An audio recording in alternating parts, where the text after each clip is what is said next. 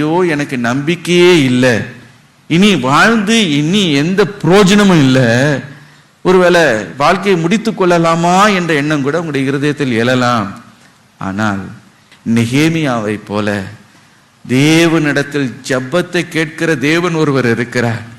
என்னுடைய கண்ணீரை அவரிடத்துல நான் வடிக்கும் பொழுது அது விருதாய் போக போவதில்லை.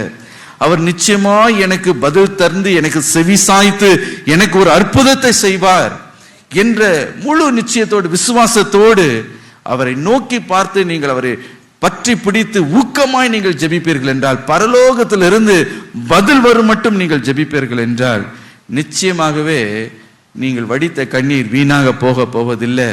நீங்கள் ஜெபித்த ஜெபம் வீணாக போக போவதில்லை.